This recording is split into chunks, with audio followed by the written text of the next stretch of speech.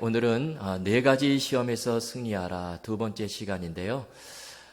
지난 시간에 요셉이 만난 이 두 가지 시험에 대해서 살펴보았습니다. 그것이 뭐죠? 배신의 시험, 일명 유다의 시험이었고요. 그 다음에 또 한 가지 두 번째 시험은 신실함의 시험이었죠. 내가 어떤 상황 속에서도 하나님께 신실할 수 있는가? 하나님을 신뢰할 수 있는가? 그 시험에 대해서 어떻게 우리가 승리할 수 있는가? 그것을 말씀드렸습니다.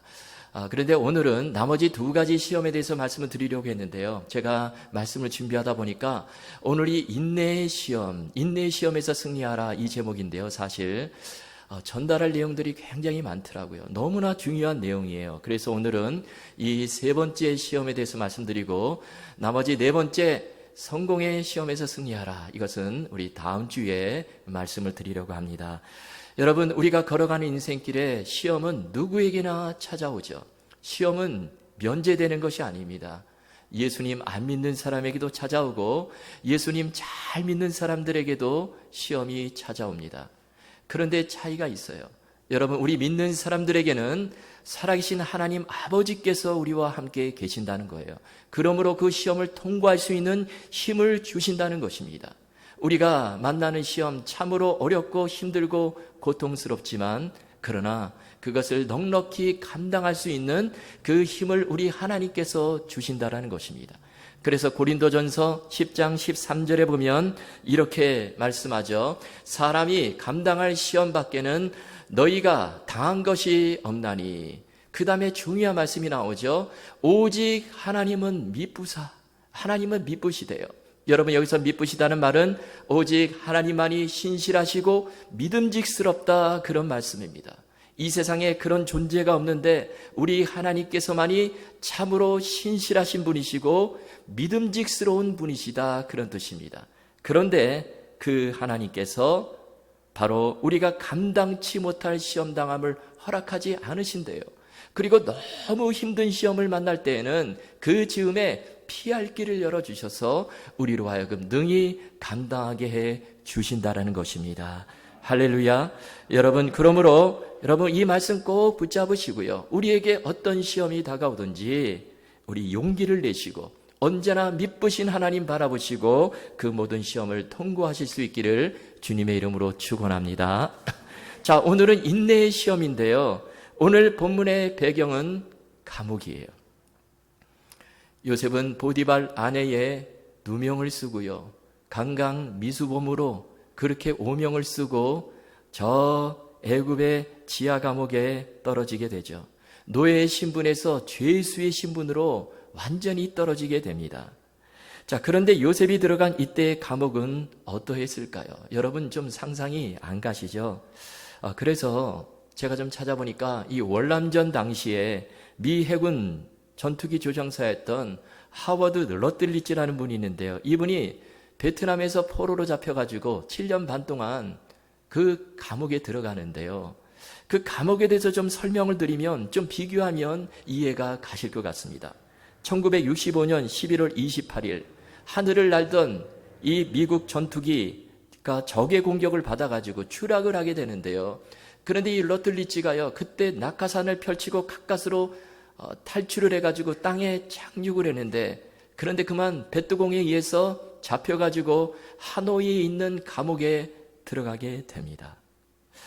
그런데 나중에 이 하워드 러틀리지가 쓴 책에 보면요, 그때 자신이 갇혔던 그 감옥이 어떤 감옥인가, 그것을 이렇게 서술하고 있습니다.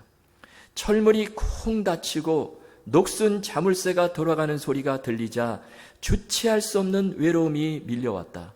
2평 남짓한 차가운 시멘트 바닥에 눕자 수감자들의 악취가 코를 찔렀고 작은 고양이만한 큰 쥐가 내 옆으로 빠르게 지나갔다.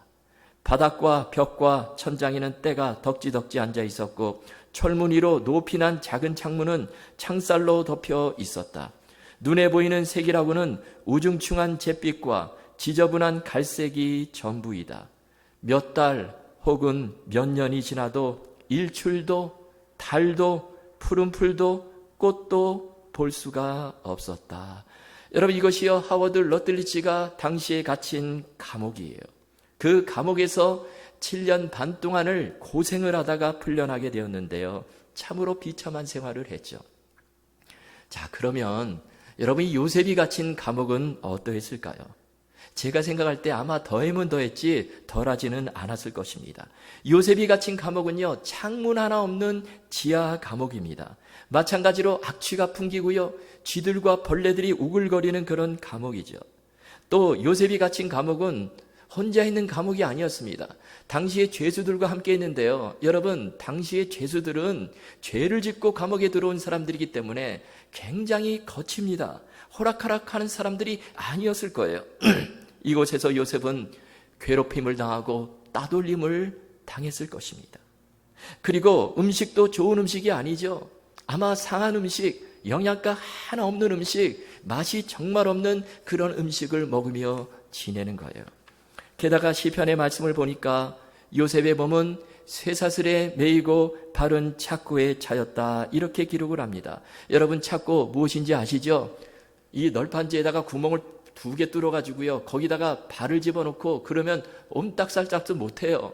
그렇게 지내는데 얼마나 힘들었겠습니까? 그렇게 창문 하나 없는 그런 지하 감옥에서 죄수로 생활을 하는데요.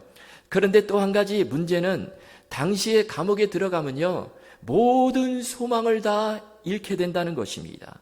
이 감옥에서 언제 나올까 그런 생각조차 할 수 없어요. 한 번 들어가면 평생 나오지 못하는, 거기서 그냥 썩어야만 하는 그런 감옥에 요셉이 갇힌 것이죠. 그러면 요셉이요, 그 감옥에서 몇 년 동안 있었을까요? 사실 성경은 몇 년 있었다, 그것을 기록하고 있지는 않습니다. 다만 요셉이 애굽에 몇 살에 팔려갔죠? 17살에 팔려갔다가 나중에 감옥에서 나와서 30세에 애굽왕 바로 앞에 서게 되는데요. 그래서 요셉이요 13년 동안 노예로 또는 죄수로 그렇게 지내는데요. 그런데 어떤 성경학자들은 요셉이 감옥에서 보낸 기간이 12년이다, 그렇게 주장을 합니다. 일리가 있어요. 아마 처음부터 그 보디발의 집에 들어갔다가 보디발 아내의 유혹을 받아가지고 그 첫 해에 아니면 그 다음 해에 감옥에 들어갈 가능성도 있습니다. 노진준 목사님이 쓰신 요셉이 알고 싶다라는 책에 보면요, 요셉이 감옥에서 10여 년 동안 옥살이를 했다, 그렇게 쓰고 있습니다. 여러분, 분명히 요셉은 애굽의 지하 감옥에서 아주 상당 기간을 있었을 것입니다. 이것이 요셉이 만난 참으로 비참하고 냉혹한 현실인데요. 요셉은 그 감옥에서 이 3번째 시험, 인내의 시험을 치르게 되는 것입니다. 그런데 이 인내의 시험은요, 참으로 힘들어요. 왜냐하면 무작정 기다림의 시간을 보내야 하기 때문에 그렇습니다. 언제 이 상황이 끝날지 알 수가 없어요. 그 사실은 오직 하나님께서만이 아시는데, 그런데 하나님께서 인내의 시험 언제 끝날 것이다, 그것을 우리에게 가르쳐 주시지 않으십니다. 그러면 이때 우리가 해야 될 것이 무엇일까요? 우리가 할 일은 그 상황 속에서 그저 하나님 바라보고 기다리는 수밖에 없습니다. 하나님께서 정해놓으신 기간이 있는데 그 기간이 찰 때까지 우리는 그저 기다려야만 하는 것이죠.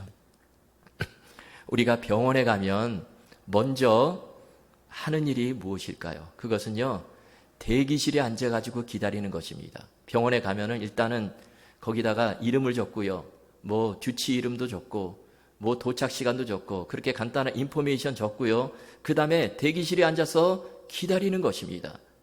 그 안에서 나와가지고 누구누구 들어오세요 이름 부를 때까지 기다려야 돼요. 여러분, 이 대기실은요 진찰실이 아닙니다. 검사실이 아니에요. 대기실에 앉아 있다가 아이 못 참겠다 그래가지고 간호사 불러가지고 먼저 뭐 혈압 좀 재주세요, 온도주 재주세요, 그렇게 할 수가 없어요. 대기실에서 우리가 하는 일은 그저 기다리는 것입니다.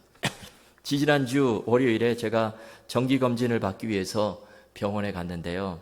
대기실에서 기다리는데 사람도 몇 사람 없는데요, 제 이름을 부르지를 않는 거예요. 보니까 저보다 늦게 온 사람들이 먼저 진찰받으러 들어가는데, 그래가지고 제가 한참 기다리다가 접수하는 분에게 물어봤습니다. 제가 예약까지 했는데 왜 이렇게 제 이름 안 부르냐고. 그러니까 제 주치의 선생님이 지금 환자가 밀려 있어가지고 당이 나지를 않은데요. 그러더니 하는 말이 기다려주세요. 그러는 거예요. 그래가지고 제가 예약까지 했는데 거의 1시간을 기다렸습니다. 여러분, 대기실에서 우리가 할 일은 내 이름 부를 때까지 그저 기다리는 수밖에 없다라는 거예요. 그런데 요셉이요, 바로 이런 대기실에 있습니다. 그런데 그 대기실은 일반 대기실이 아니라 감옥이에요. 너무나 비참한 감옥입니다. 그 감옥에서 얼마나 시간이 느리게 흘러갔을까요? 여러분, 군대 다녀오신 분도 아실 거예요. 군에 가면요, 시간 정말 안 갑니다. 그런데 이 감옥에서 시간은 아예 멈추어버린 듯한 그런 시간이었을 것입니다. 그런 감옥에서 요셉이 길게 잡아 12년을 보낸다고 생각해 보세요. 얼마나 힘들겠습니까? 또 일반 대기실은요, 그래도 희망은 있죠. 조금 기다리면 내 이름을 부르면 나는 진찰받으러 들어간다. 이런 희망은 있지만 요셉이 갇힌 감옥은 그런 희망조차도 가질 수가 없어요. 이름 부르는 곳이 아닙니다. 그냥 거기서 무작정 있다가 죽을 수 있는 그런 감옥이에요. 그런데 그래도 한때 요셉이 그 감옥에서 희망을 가진 적이 있죠. 그것이 무엇입니까? 나중에 그 감옥 안에 술 맡은 관원장과 떡 굽는 관원장이 들어오게 되는데요. 술 맡은 관원장이 꿈을 꾸게 되죠. 그래서 요셉이 그 꿈을 해석해주고 그 꿈대로 술 맡은 관원장은 사흘 만에 복직을 하게 됩니다. 바로 옆에서 술을 따라드리는 그런 사람이 돼요. 그런데 이 술 맡은 관원장이 나갈 때 요셉이 부탁을 하죠. 당신이 나가면 제발 나를 기억해 주시고 내가 이곳에 나갈 수 있도록 나를 도와주십시오. 나는 이곳에 들어올 만한 죄를 범하지 않았습니다. 이렇게 부탁을 했습니다. 이때 요셉은 희망을 가졌을 거예요. 저 사람이 나가면 바로에게 나를 잘 이야기해 줘가지고 내가 나갈 수 있을지 모른다. 그런 막연한 희망을, 기대를 가졌을 거예요. 그런데 어떻게 되죠? 창세기 40장 23절에 보면 이렇게 기록을 합니다. 술 맡은 관원장이 요셉을 기억하지 못하고 그를 잊었더라. 이게 웬일입니까? 지금 기대를 하고 지금 나갔는데 그 술 맡은 관원장이요, 요셉을 잊어버렸어요. 그 뒤로 요셉은 2년 동안 그 감옥에서 아주 비참한 생활을 더 하는 거예요. 여러분, 우리가 지금 창세기를 이렇게 쑥 읽어보니까 2년 뒤에 요셉이 나갈 것이다. 그거를 알지요. 요셉은 완전히 지금 나가서 술 맡은 관원장 나가는데 강간무소식이에요. 요셉은 이때 마음이 어떠했을까요? 요셉은 정말 절망과 두려움이 밀려오는 그 감옥에서 이 인내의 시험을 치르게 되는 것이죠. 그런데 여러분, 우리도 살면서 이런 인내의 시험이 찾아온다는 것입니다. 고통 가운데서 무작정 기다려야만 하는 그런 시간을 보낼 때가 있다는 거예요. 여러분, 지금 우리가 겉으로는 다 멀쩡해 보이지만 그러나 아마 남모르게 이런 인내의 시험 가운데 계신 분들이 있을 것입니다. 눈물을 흘리면서 주님, 제발 이 상황의 끝을 보여주십시오. 그렇게 기도하시는 분들이 계실 거예요. 그런데 아직 끝이 보이질 않습니다. 현실은 꿈쩍도 하지 않아요. 여러분, 그렇다면 우리가 이런 인내의 시험을 통과할 때 우리가 해야 될 일이 무엇일까요? 오늘 이 요셉의 이야기는 우리가 무엇을 해야 되는가? 그것을 3가지로 우리에게 가르쳐주고 있습니다. 그 첫째는 우리가 인내의 시험을 통과하는 과정에서 내 속에 있는 불순물들을 다 제거하라라는 것입니다. 내가 갖고 있는 잘못된 습관들을 다 고쳐 나가는 거예요. 여러분, 하나님께서는 인내의 시험이라는 용광로 속에 우리를 담그시고 그 시간을 통해서 저와 여러분을 새롭게 빚어 가신다라는 거예요. 용광로에 들어가게 되면 모든 불순물들이 다 빠져버리고 순금을 얻을 수가 있습니다. 그러므로 인내의 시험이 왔을 때 우리는 한탄하거나 원망하는 것이 아니라 그 시기를 하나님 앞에서 나를 고쳐나가는 기회로 삼아야 한다는 것입니다.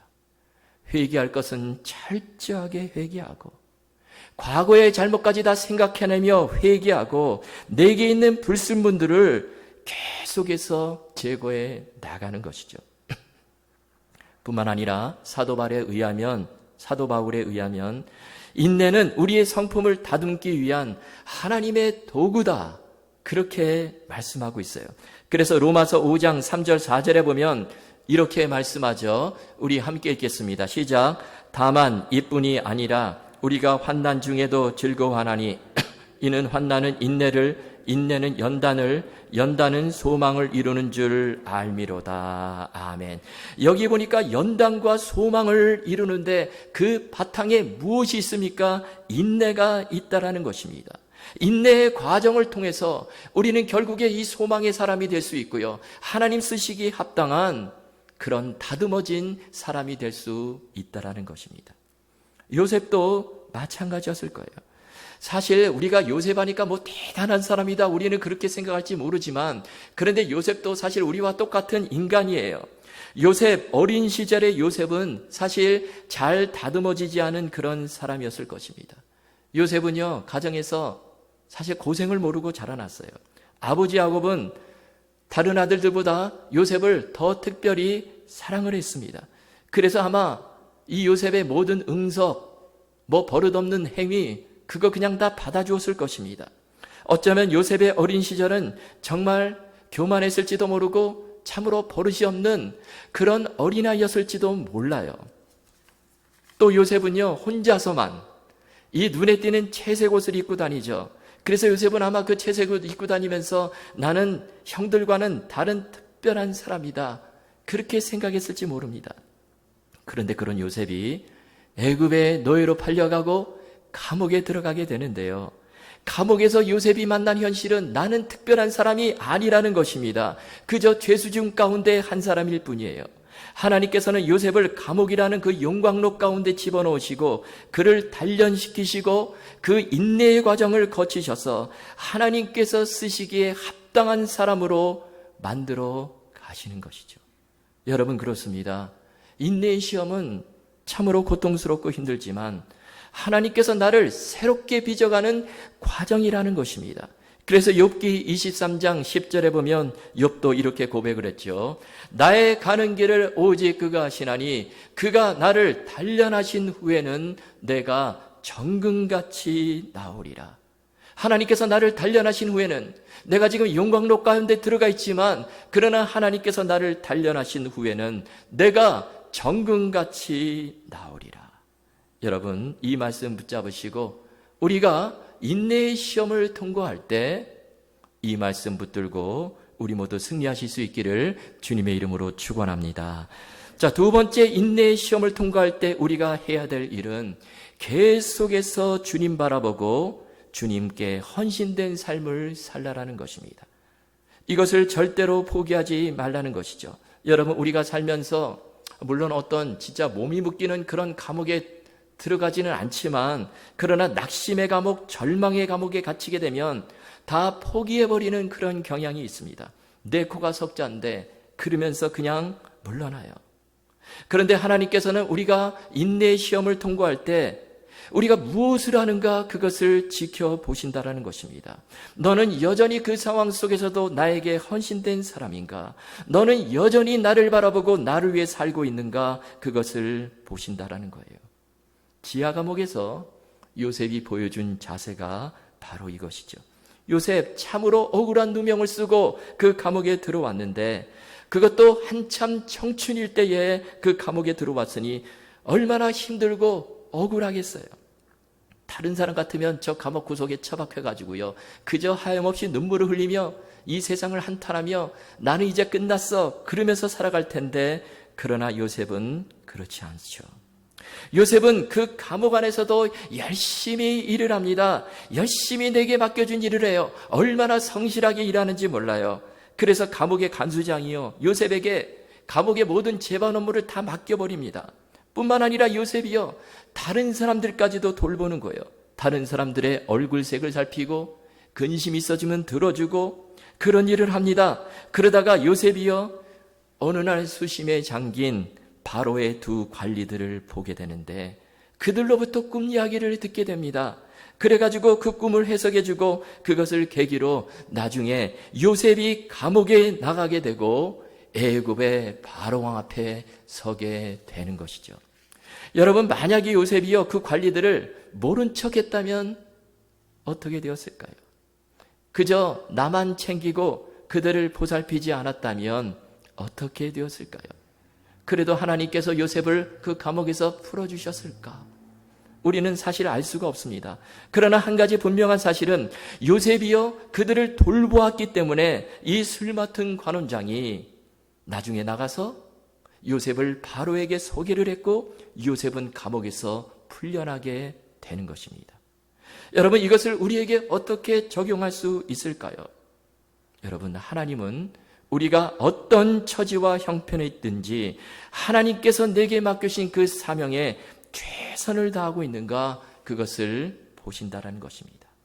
그것이 감옥과 같은 상황일지라도, 사실 감옥이요 최악의 상황인데요, 그런데 그런 가운데서도 하나님께서 내게 맡기신 일에 우리가 최선을 다할 때 하나님께서 결국에 우리를 건져주시고 하나님께 인정받는, 쓰임받는 사람이 될 수 있다라는 것입니다. 지금 우리가 이 코로나 시기를 보내고 있는데요, 마찬가지죠. 코로나 시기 자칫하면 느슨해지고 그럴 수 있는데요, 그러나 이때도 여전히 하나님께 헌신된 삶을 살고 있는가? 요셉처럼 묵묵히 일하고 봉사하고 있는가? 그것을 우리가 늘 생각하고요, 우리가 그렇게 산다면 우리 삶 속에서 하나님의 놀라운 섭리의 역사, 하나님의 기적의 역사를 맛보게 될 것입니다. 사울이요 다윗을 잡아 죽이려고 계속해서 찾아다니는데 그때 다윗은 아둘람 군 속에 들어가서 숨어 지냅니다. 그때 다윗은요 바로 이 인내의 시험을 통과하는 중인데요, 그런데 그 굴에 모인 사람들이 누구일까요? 그리고 다윗은 그 굴 속에서 무엇을 하고 있었습니까? 사무엘상 22장 1절 2절에 보면 이렇게 기록을 합니다. 우리 함께 읽겠습니다. 시작. 그러므로 다윗이 그곳을 떠나 아둘람 굴로 도망하매 그의 형제와 아버지의 온 집이 듣고 그리로 내려가서 그에게 이르렀고 환난당한 모든 자와 빚진 모든 자와 마음이 원통한 자가 다 그에게 모였고 그는 그들의 우두머리가 되었는데 그와 함께한 자가 400명가량이었더라. 지금 다윗이요 아둘람 굴 속에서 지냅니다. 참으로 힘든 곳인데요, 그런데 그곳에서 함께한 자들이 연약한 자들이에요. 환난당한 자, 빚진 자, 마음이 원통한 자들입니다. 이런 사람들이 지금 다윗에게 다 모여들었는데 다윗이요 그들과 함께합니다. 그들을 보살피고 돌보아줘요. 그들의 지도자가 됩니다. 그랬을 때 이 사람들이 어떻게 되죠? 나중에 다윗이 왕이 되었을 때 다윗의 충성된 신하들이 되는 것이죠. 다윗의 왕국을 세우는데 주역들이 되는 것입니다. 여러분, 우리가 인내의 시험을 통과할 때 생각해야 되는 것은 지금 내가 맡은 일에 충성을 다하고 있는가 하는 거예요. 우리가 낙심하고 한탄할 것이 아니라 여전히 하나님 앞에서 헌신된 사람으로 살아가고 있는가 하는 것입니다. 요셉이요 감옥에서 그렇게 살았죠. 그 감옥에서도 열심히 주님 바라보고 일합니다. 그런데 사실 이것은요 놀라운 하나님의 섭리예요. 나중에 하나님께서 애굽의 총리로 쓰시기 위한 수업을 받는 것입니다. 이때 받은 수업으로 이 요셉은요 애굽의 나중에 총리가 돼서 애굽의 2인자로 살아가면서 어떻게 살아갑니까? 어렵고 힘든 사람들을 돌보아요. 백성들의 마음에서 생각을 하고 그들을 지배하는 것이 아니라, 그들을 착취하는 것이 아니라 그들을 섬기며 그렇게 위대한 인생을 살아가게 되는 것이죠. 여러분, 이 말씀 기억하시고 우리가 인내의 시험 가운데 있을 때에 나를 위한 특별한 하나님의 수업이다, 그렇게 믿으시고요, 지금 있는 그 자리에서 하나님께 최선을 다하시는 저와 여러분 다 되실 수 있기를 주님의 이름으로 축원합니다. 자, 세 번째로 우리가 인내의 시험을 통과할 때 하나님의 일하심을 믿으라는 것입니다. 너무 중요한 말씀이에요. 우리가 어떻게 그 힘든 고통스러운 인내의 시험을 통과할 수 있을까? 사실 이것 때문에 통과할 수 있어요. 하나님께서 나를 위해 일하심을 믿으라는 것입니다. 여러분, 우리가 끝이 보이지 않는 고통스러운 상황 속에 있을 때 기도를 해도요 응답이 없고 길이 전혀 열리지 않는 그런 상황 가운데 있을 때 이런 생각을 할 수가 있죠. 하나님은 과연 일하시고 계실까? 하나님은 나를 기억하실까? 혹시 하나님께서 나를 버리신 것은 아닌가? 하나님이 주무시는 것은 아닌가? 심지어는 어떤 사람은 하나님이 살아계실까? 그런 생각도 하게 됩니다. 그러나 여러분, 우리 하나님은 살아계시고 지금도 일하신다는 거예요. 여러분 믿으십니까? 그런데 우리가 하나님께서 일하시는 그 방법을 알아야 합니다. 우리는 하나님께서 짠 나타나셔가지고 우리를 그냥 손으로 확 이렇게 끌어올려 주시고 그렇게 일하심을 우리는 기대하는데요. 그런데 하나님은 사실 그렇게 일하시지 않으실 때가 너무나 많다는 거예요. 여러분, 하나님은 마치 영화의 감독처럼 일하세요. 여러분, 아주 감동스러운 그 영화 한 편이 만들어지기 위해서 감독이 어떤 일을 합니까? 등장인물들을 다 섭외를 하고요. 스토리를 아주 탄탄하게 짜고요. 그래가지고 그 모든 영화를 다 지도합니다. 그런데 감독은 실제로 영화를 켜보면요, 그 영화에 나타나지를 않아요. 나중에 끝나고 자막에 영화 감독 이름 누구 이렇게 한 줄 나오지 전혀 영화 감독은 나타나지를 않습니다. 그런데 그 모든 영화를 누가 주관하고 있습니까? 감독이 주관하는 것이죠. 감독이 의도한 대로 영화가 만들어지는 것입니다. 여러분, 우리가 요셉의 이야기를 통해서 알 수 있는 것은 하나님께서 마치 영화 감독처럼 이렇게 일하시는 것을 볼 수가 있어요. 우리가 인간적인 눈으로 보면 요셉이 감옥에 들어가는 순간에 요셉의 이야기가 완전히 끝나버린 것처럼 보입니다. 쇠고랑을 찾고 요셉이 한참 달려가던 그의 인생의 기차가 드디어 탈선을 해버립니다. 그리고 감옥 안에 갇혀버렸어요. 완전히 끝이 난 것처럼 보이죠.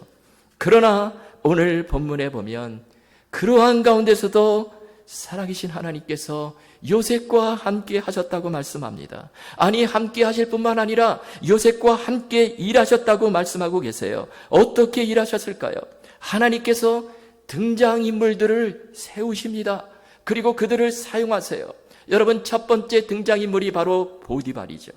보디발은 요셉을 감옥에 집어넣은 인물입니다. 그런데 놀랍게도 보디발이 집어넣은 그 감옥이 왕의 죄수를 가두는 감옥이었어요. 그래가지고 나중에 그 감옥에 누가 들어옵니까? 왕의 죄수 술 맡은 관원장과 떡 굽는 관원장이 들어와서 요셉이 만나게 되는 것이죠. 놀라운 하나님의 일하심입니다. 그리고 두 번째 등장인물은 간수장이에요. 하나님께서 요셉에게 간수장으로부터 하여금 은혜를 입게 하세요. 그래서 간수장이요, 감옥의 모든 업무를 요셉에게 맡기는 것입니다. 그래서 요셉이요, 그 감옥 안에서 자유롭게 다니면서 사람들을 돌보고 그런 일을 할 수 있었던 것이죠. 그리고 세 번째 등장인물은 바로 술 맡은 관원장과 떡 굽는 관원장이에요. 그런데 참 놀라운 것은요, 요셉이 감옥에 갇힌 후에 바로왕에게 이 사람들이 범죄를 하고, 그래서 이 사람들이 감옥에 들어오는데, 그런데 하필이면 요셉이 갇힌 그 감옥에 들어오게 되는 거예요. 그래서 창세기 40장 2절 3절에 보면 이렇게 기록을 하죠. 우리 함께 읽겠습니다. 시작. 바로가 그 두 관원장, 그 술 맡은 관원장과 떡 굽는 관원장에게 노하여 그들을 친위대장의 집 안에 있는 옥에 가두니 곧 요셉이 갇힌 곳이라. 지금 너무나 기막힌 일이 벌어지는 거예요. 여러분, 어떻게 이런 일이 벌어질 수 있을까요? 지금 요셉이 갇힌 그 감옥에 술 맡은 관원장과 떡 굽는 관원장이 들어오는 것입니다. 이것은요, 하나님께서 그곳에 집어 넣으신 거예요. 하나님의 손길이 아니고서는 설명을 할 수가 없죠. 뿐만 아니죠. 어느 날 술 맡은 관원장이 꿈을 꾸게 되는데, 꿈을 안 꿀 수도 있는데 꿈을 꾸게 하십니다. 그리고 그 꿈을 통해서 그의 얼굴을 또 어둡게 하세요. 그러자 요셉이요, 그것을 알아차리고 그들에게 무슨 일이 있는지 물어보죠. 그래서 술 맡은 관원장, 떡 굽는 관원장이 꿈 이야기를 하게 되고요. 요셉은 그 꿈을 해석하게 되고, 그래서 그 꿈대로 술 맡은 관원장이 사흘 만에 다시 복직을 하게 되는데요. 그런데 그 뒤로 2년이 지나서 하나님께서 네 번째 등장임을 바로를 또 사용하셔가지고 바로에게 또 꿈을 꾸게 하십니다. 그런데 그 꿈을 해석하는 자가 없어요. 그때 술 맡은 관원장이 감옥에 있을 때 이 요셉을 기억해내고 요셉을 바로 왕에게 청거를 하게 되고, 그래서 요셉이여 드디어 바로 앞에 서게 되고 바로의 꿈을 해석하게 되고 애굽의 총리가 되는 것입니다. 놀라운 일이 벌어지죠. 여러분, 우리가 이 요셉의 스토리를 자세히 읽어보면요, 사실 이야기는 하나님이 없이는 설명이 안 돼요. 하나님이 빠지면 어느 것 하나 연결이 될 수 있는 그런 것이 아니라는 것입니다. 이 모든 장면 하나하나가 기가 막히게 연결이 되는데요, 마치 영화를 찍듯이 감독이 하는 것처럼 그 배우에는 살아계신 하나님께서 일하고 계심을 볼 수가 있는 것입니다. 우리가 이 요셉의 생활을 보면요, 특이한 것이 있는데, 이 요셉의 선조들, 믿음의 조상들 아브라함, 이삭, 야곱과 어떤 차이를 보게 됩니다. 차이가 있어요. 그것이 뭐냐면요, 여러분, 아브라함, 이삭, 야곱에게는 하나님께서 직접 말씀하셨어요. 음성을 직접 들려주셨습니다. 그런데 요셉에게는 그렇지 않았다라는 거예요. 우리가 아는 대로 하나님께서 아브라함에게 뭐라고 말씀하셨습니까? 너는 본토 친척 아비집을 떠나 내가 내게 지시할 땅으로 가라. 이렇게 하나님께서 아브라함에게 직접 말씀해 주셨어요. 또 이삭에게는 내 아내 리브가의 태중에 두 아이가 있는데 그 중에 둘째가 첫째보다 더 크고 강하게 될 것이다. 이 말씀을 또 직접 해 주셨습니다. 그리고 또 야곱에게는, 야곱이여, 형 에서에게 쫓겨가지고 베델에서 이제 돌베개를 베고 하룻밤 자는데요, 그때 하나님께서 나타나셔서 내 자손이 티끌같게 될 것이며 땅의 모든 족속이 너로 말미암아 복을 받을 것이며 내가 어디로 가든지 내가 너를 절대로 떠나지 아니할 것이다. 이렇게 직접 말씀해 주셨습니다. 그런데 요셉의 스토리를 우리가 읽어보면 하나님께서는 요셉에게 단 한마디 말씀, 직접 음성을 들려주신 적이 없으세요. 그런 기록이 나오질 않습니다. 요셉의 생애 가운데 하나님께서 철저하게 뒤로 물러나 계신 것처럼 보입니다. 그런데 하나님은 아브라함과 이삭과 야곱 때와 마찬가지로 요셉에게도 놀라운 섭리 가운데 일하고 계셨다라는 거예요.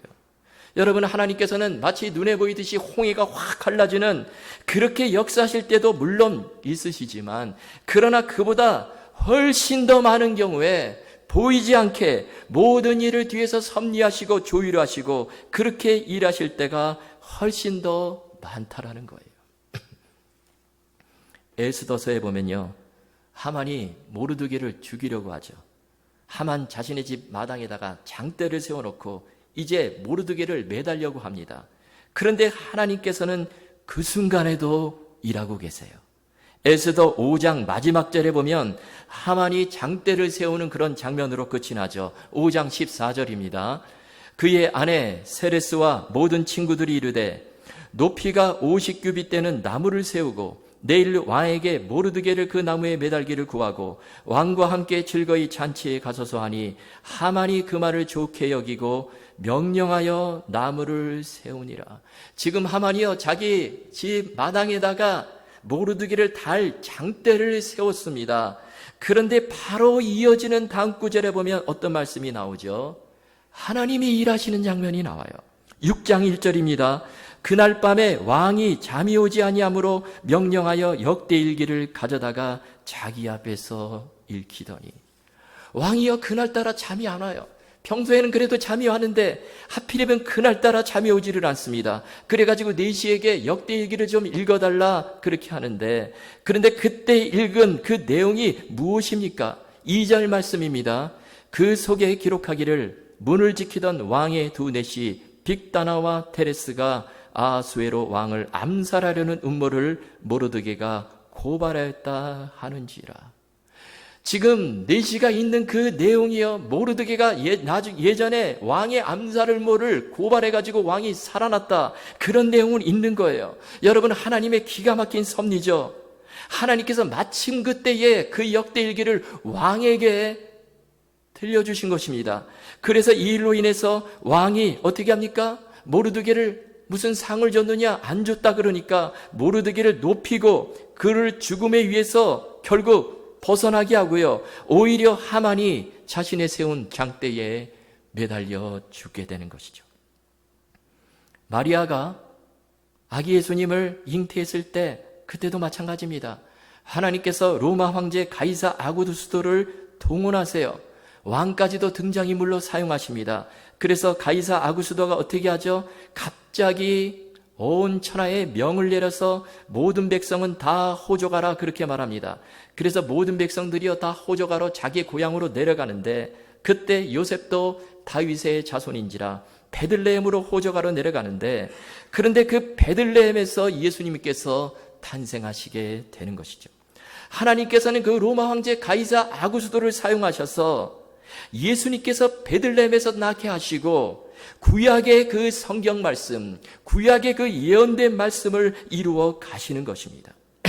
여러분, 우리가 볼 때 우연처럼 보이지만 우연이 아니라는 거예요. 여러분, 이런 일들이 지금도 수없이 일어나고 있다는 것입니다.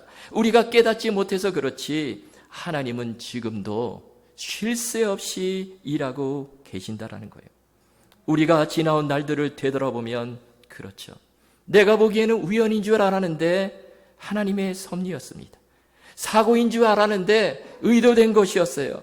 내가 잘못해서 당한 일인 줄 알았는데 거기에도 하나님의 계획이 있었다라는 것입니다. 여러분, 우리가 이 믿음의 눈을 뜨게 되면 우리가 살아온 그 모든 길에 하나님께서 역사하신 그 수많은 그 흔적들을 볼 수가 있다라는 것입니다.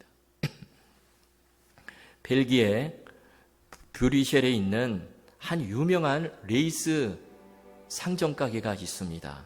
그 상점에는 아주 기가 막힌 아름다운 그런 레이스를 짜는 이 특별한 방이 있다고 하는데요. 근데 그 방의 구조를 보면 참 특이해요. 그 방에 들어가면 캄캄한데요. 저 위에 작은 창문이 하나 나 있어요. 근데 그 창문을 통해서 자연광, 빛이 들어오는데 한 줄기 빛이 이렇게 쏟아져 내려옵니다. 그런데 그 빛이 어디에 향하고 있냐면 그 레이스의 위에 떨어지는 거예요. 그리고 주변은 칠흑같이 어두워요. 그런데 그 어둠 속에서 기가 막힌 그 숭늉공 장인이요, 그 레이스를 짜는 거예요. 아무도 안 보입니다. 오직 그 레이스만 보이는데요. 그런데 그 안에서, 그 어둠 속에서 그 장인이 그 아름다운 레이스를 완성해 가는 것입니다. 여러분, 우리 하나님은 눈에 보이질 않아요. 그러나 하나님은 지금도 섭리의 손길로 저와 여러분의 인생을 아름답게 만들어 가신다라는 거예요. 우리 눈에 보기에는 이 상황이라고 하는 그런 레이스만 보이죠. 아직 완성되지 않은 정말 얽히고 설킨 그런 레이스만 보일 때가 있습니다. 때로는 왜 저렇게 짜실까 답답해할 때도 있죠. 그러나 그 뒤에서 그 레이스를 짜가시는 분은 하나님이세요. 여러분, 하나님에게는 중요한 패턴이 있으십니다. 분명한 계획이 있으세요. 그러므로 우리는 최후의 순간까지 그 살아계신 하나님 믿고 의지하며 나가야 되는 것입니다. 내 인생을 온전히 하나님께 맡겨드리라는 것이죠. 그러면 하나님께서 마치 아름다운 레이스를 완성해 가듯이 결국에 저와 여러분의 인생도 아름답게 만들어주시고 인도해 주실 것입니다. 너는 마음을 다하여 여호와를 의뢰하고 내 명철을 의지하지 말라. 너는 범사의 그를 인정하라. 그리하면 내 길을 지도하시리라. 여러분, 우리 하나님께서 이 말씀대로 이루어 주실 것입니다. 우리가 걸어가는 인생길에 두 번째, 세 번째 시험, 인내의 시험이 다가오지요.